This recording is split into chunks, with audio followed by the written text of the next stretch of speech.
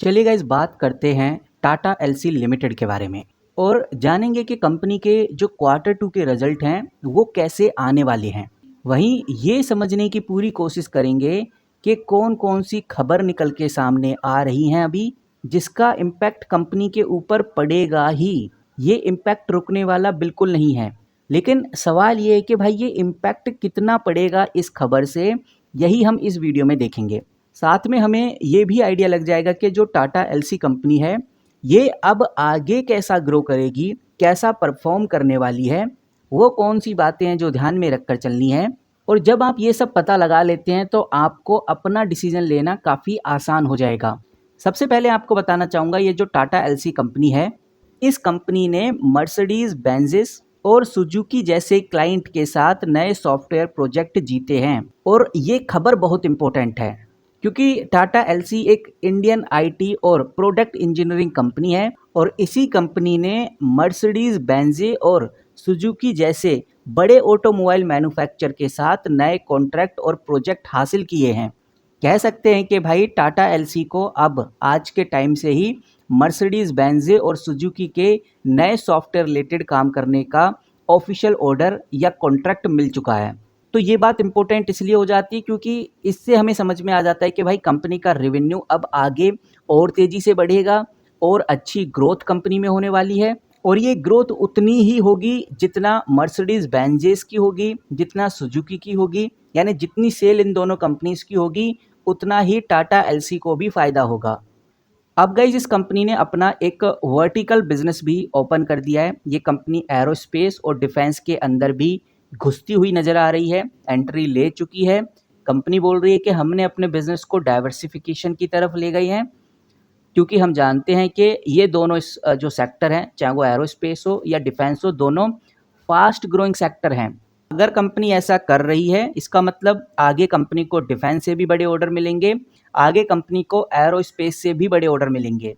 तो ये जो चीज़ इन्वेस्टर पढ़ता है, एक नॉर्मल इन्वेस्टर इस बात को अच्छे से समझता है कि आगे कंपनी किस तरह का परफॉर्मेंस करने वाली है। यही रीज़न है कि भाई टाटा एलसी में आपको आगे तेज़ी देखने को मिलने वाली है। इतना ही नहीं गाइज, हमें ये भी समझना चाहिए एक डिमांड कंपनी की बढ़ती हुई नज़र आ रही है।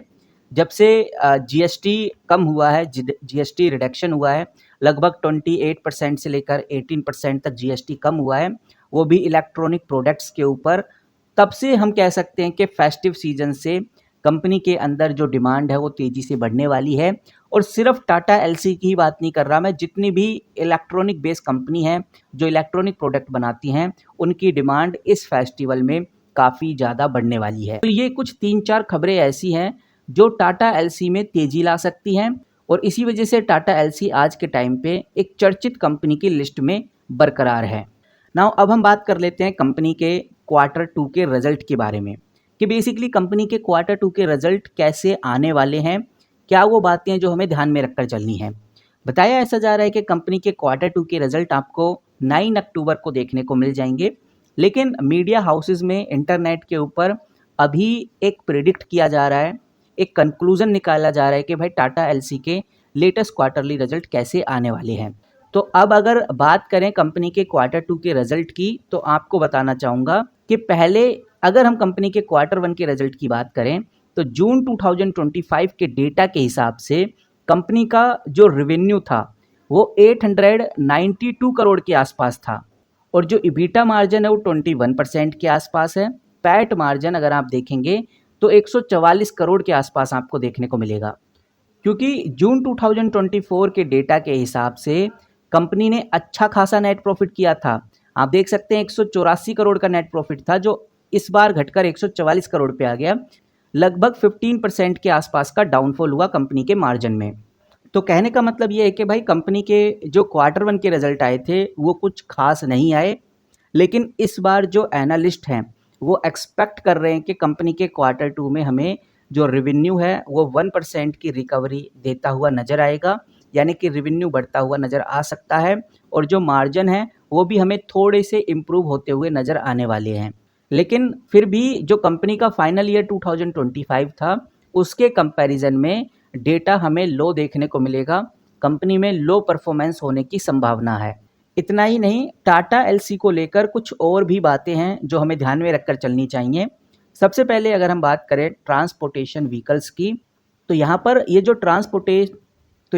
ट्रांसपोर्टेशन व्हीकल्स हैं, इधर से कंपनी का हाफ रेवेन्यू आता है और ये अभी के टाइम पे स्टेबल हो रहा है।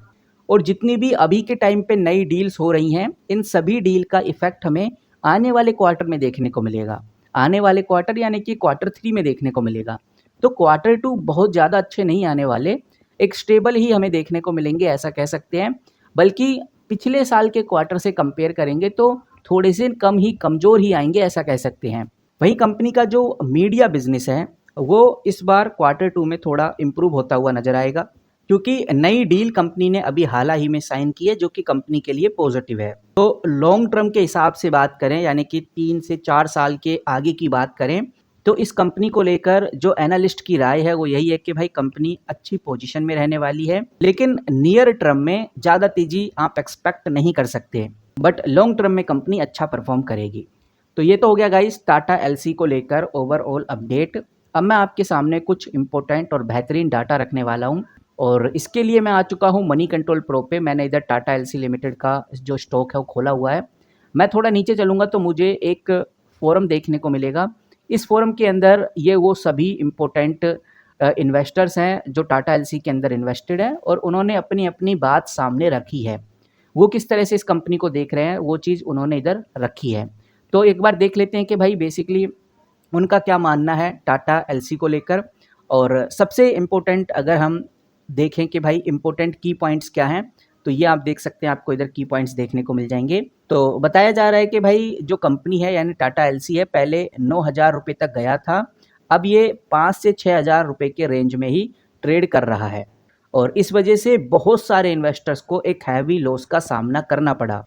वहीं कुछ लोग ये कहते हैं कि ये अभी और गिरेगा, बल्कि ये इतना गिर जाएगा जितना कोविड के टाइम पे था, लगभग 5,000 से भी नीचे चला जाएगा, कुछ लोग ऐसा मानते हैं। बट कुछ लोगों ने अभी भी रिकवरी का मोड बनाया हुआ है। कुछ लोग बोलते हैं कि भाई अभी भी होपफुलनेस हमें ज़िंदा रखनी है, करंट लेवल पे बाय करने को बोलते भी हैं कुछ लोग।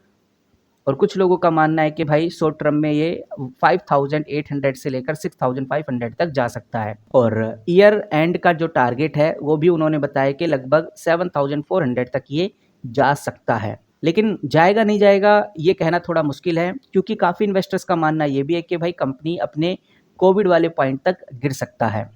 इतना ही नहीं, नीचे हमें बोनस स्प्लिट का भी एक अपडेट देखने को मिल रहा है। यहाँ पर जो लोग हैं वो स्पेकुलेट कर रहे हैं कि कंपनी स्टॉक स्प्लिट या बोनस शेयर अनाउंस कर सकती है, क्योंकि प्राइस पहले से काफ़ी हाई चला गया है, और कंपनी चाहती है कि लिक्विडिटी बढ़े, स्मॉल इन्वेस्टर्स भी इस कंपनी में एंट्री लें, इसलिए स्टॉक स्प्लिट का एक्सपेक्टेशन लेकर चल रही है कंपनी। वहीं कंपनी के फंडामेंटल्स और पॉजिटिव न्यूज़ की बात करें तो पॉजिटिव खबर तो यही है, कंपनी बायर्स के साथ एक ग्लोबल टेक सेंटर, जिसको मेडिकल डिवाइस भी बोल रहे हैं, ये कंपनी ओपन करने जा रही है। वहीं एवरग्रैंड के साथ कंपनी डिजिटल स्टोर ओपन करने जा रही है। सुजुकी के साथ company cloud heal centre open करने जा रही है। एलआईसी ने अपना स्टेक बढ़ाया है इस कंपनी में, और अगर एलआईसी जब भी किसी कंपनी में स्टेक बढ़ाती है तो वो बहुत सोच समझ के बढ़ाती है। अगर एलआईसी स्टेक बढ़ा रही है तो टाटा एलसी में कुछ तो ऐसा है जो पॉजिटिव है, जो बहुत कम इन्वेस्टर्स को दिखाई दे रहा है। बाकी अगर हम एआई एंड फ्यूचर पोटेंशियल की बात करें तो बहुत सारे लोग बोल रहे हैं कि टाटा एलसी एआई का मेजर बेनिफिशियरी बन सकता है। लॉन्ग टर्म में ये कंपनी 10,000 से लेकर 12,000 तक जा सकती है 2028 की अगर हम बात करें तो, जो आप इधर क्लियरली देख सकते हैं। इतना ही नहीं, ऐसा भी बताया जा रहा है कि जो सेमीकंडक्टर इकोसिस्टम है उसके तहत भी टाटा एलसी को बड़ा फ़ायदा मिल सकता है। तो ये तो गाइस कुछ पॉजिटिव बातें हो गई, साथ में हम कुछ नेगेटिव बातों के ऊपर भी डिस्कशन कर लेते हैं। कुछ नेगेटिव डाउट्स भी हैं कंपनी के, कुछ लोग इस कंपनी में काफ़ी नेगेटिविटी भी देख रहे हैं। जैसे कुछ लोग इस कंपनी को जंक स्टॉक बोलते हैं, यानी फालतू का स्टॉक बोल रहे हैं। वहीं रतन टाटा के बाद मैनेजमेंट के ऊपर भी शक किया जा रहा है। पिछले 5 सालों में जो रिटर्न है काफ़ी वीक रहे हैं, और फ्यूचर एंड ऑप्शन भी शॉर्ट में ही कवरिंग हो रहा है, और जो शॉर्ट टर्म प्लेयर हैं जो छोटे टाइम के लिए बाय और सेल करते हैं वो इस कंपनी में काफ़ी ज़्यादा एक्टिव है, और ये कंपनी कभी भी गैप अप ओपन भी हो सकती है। तो एनालिस्ट की बात करें तो कुछ एनालिस्ट का मानना है कि कंपनी अभी काफ़ी ज़्यादा बियरिश मोड में है और सेल टारगेट की बात करें तो 4,800 तक ये नीचे गिर सकता है। बताया जा रहा है कि कंपनी के रिजल्ट में ज़्यादा कोई बदलाव आएगा नहीं, जिससे कोई खास इम्पैक्ट कंपनी के स्टॉक प्राइस पे नहीं पड़ने वाला। तो गाइज ओवरऑल एक बात हमें समझ में आ रही है कि जो सेंटीमेंट्स हैं लोगों के वो काफ़ी मिक्स्ड हैं। कुछ लोग इस कंपनी को फ्यूचर का एआई लीडर बता रहे हैं, एक डिमांडेड कंपनी मान रहे हैं, जबकि दूसरी तरफ इसको एक रिस्क ओवर वैल्यूड और गिरा हुआ स्टॉक भी समझ रहे हैं। बिकॉज स्टॉक में काफ़ी ज़्यादा वोलेटिलिटी है, इस वजह से इन्वेस्टर्स कंफ्यूज हैं। लेकिन आपको क्या लगता है वो हमें कमेंट करके ज़रूर बताइए, आपकी क्या राय है वो भी हम जानना चाहेंगे। इस वीडियो में इतना ही, किसी भी तरह का कोई बाय सेल होल्ड रिकमेंडेशन नहीं है। मिलते हैं किसी नए वीडियो के साथ, तब तक के लिए take care and good bye.